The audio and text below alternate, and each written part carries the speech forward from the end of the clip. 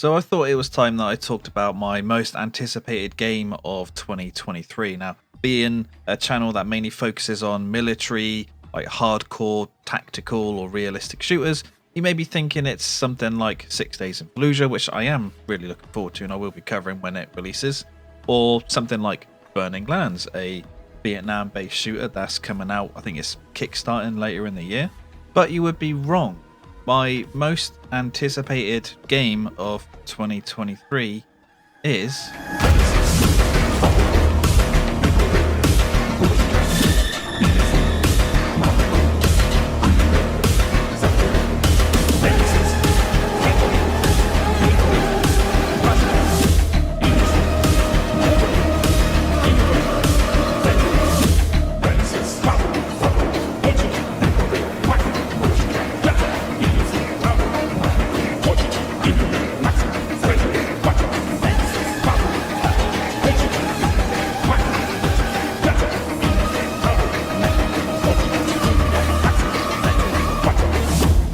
Now, I know what some of you may be thinking, Space Marine 2, really? And yeah, I mean, I am a massive fan of the original Space Marine game, which I think released in like 2011, and I've been waiting for a sequel for like over 10 years, and now thankfully we're getting it. And it should be releasing this year. So secretly, I am a bit of like a Warhammer nerd. I used to collect it like very briefly in my early teens, and then when the Lord of the Rings movies came out and the Lord of the Rings miniatures came out, I collected that with some of my friends as well. But from that point, I've never really got back into it because, you know, Warhammer is expensive, really, for what it is. Just buying the models and then the paints and the brushes and the other tools and the other stuff you need, it's expensive. And I recently got back into it. I've bought quite a lot of miniatures and I haven't painted up a lot of them yet. I've probably got nearly like 90 miniatures to paint, and I've painted what, 10, 11, 15 of them, with another 4 that are nearly finished. And I've been doing loads of like deep dives into the Warhammer lore, watching loads of YouTubers like Lutin and Major Kill, while staying up to date with the new 10th edition rules for the actual miniatures game that I've just released, and watching battle reports from YouTubers like Play on Tabletop and Mordian Glory. But still, you must be asking, like, why is this game my most anticipated game of the year? Now, I'm not expecting like a full-on massive AAA super budget experience that's really long, really in depth, and has just massive amount of content. I'm not expecting that at all. What I'm expecting is like a really good third-person shooter brawler, because that's what the original Space Marine was. And looking at the gameplay footage that we have, it looks like it's going to play like the original. Even some of the combat animations are the same. So I'm not going in with these extremely high expectations.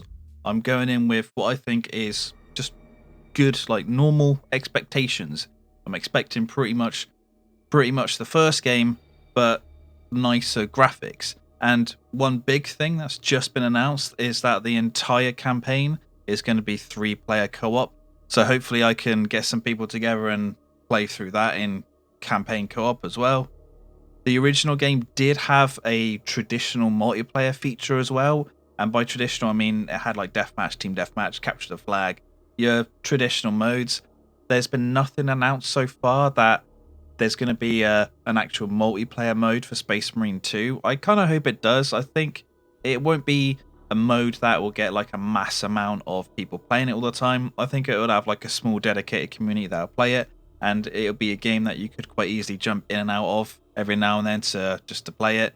It's also like begging for a horde mode to go into it, because the main antagonists, or one of the main antagonists, I'll say, of the game are the Tyranids, which are essentially space bugs that just want to consume everything. One of the fears I originally had for the game when it was announced, and that the Tyranids were announced as the bad guys of the game, is that there wasn't really going to be any interaction between the main character you play as, Titus, and the enemy, because they are bugs. They don't really talk. They don't talk. I don't know if there's like a special Tyranid bug that can actually communicate. I'm not too sure on that. So I was wondering that the game wouldn't have that same back and forth that in the original game was fulfilled by Titus and the main orc war boss that he was fighting against, because your characters could actually interact and speak.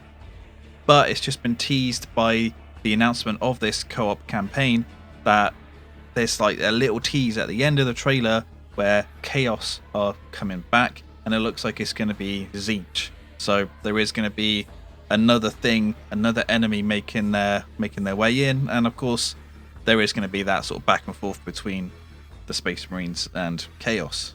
I don't think I'll do a full let's play of the game through on the channel. I think I'll make a review and maybe just like another video, and that's it. I'm not going to put too much like YouTube content into it. Unless there's multiplayer, then I'll probably do some multiplayer stuff as well. But I think this is one of those games that'll be primarily just for me that I play behind the scenes of the channel. I would still recommend playing the first game because it is still a really solid third-person shooter brawler on Steam. It has very positive reviews, but there is one big negative towards it. It's currently sat at £39.99 pounds, which for a 2011 game is quite expensive. And looking into the price history of the game, it looks like that 2 months before they announced Space Marine 2, they doubled the price, which is kind of scummy. There's no reason for that price increase other than probably the hype around Space Marine 2. So really, I would say wait for a sale, because I think the price will heavily drop for Space Marine 1. And Space Marine 1 still has players today that jump into multiplayer. It's not a lot, it's a few hundred players a day, but a game that was released in 2011 with not really an in-depth multiplayer mode is still getting players today, which is a good thing. Playing that original game is also going to give you some of that backstory behind the main character, Titus. He has 2 squad members that occasionally join him during the campaign, Leandros and Sidonus, and Leandros does make another appearance in Space Marine 2. He seems to be like a captain now. You don't see him in any of the trailers, but you do hear him. Really, the only negative I've got against it now, at least from memory from what I've played, is now what the price is, and obviously what the reason for the price increase was. But let me know if you want to see any Space Marine 1 or Space Marine 2 content on the channel, or any other 40k stuff, because I've been playing a bunch of the games behind the scenes. But anyway, thank you guys for watching, and I'll see you on the next one.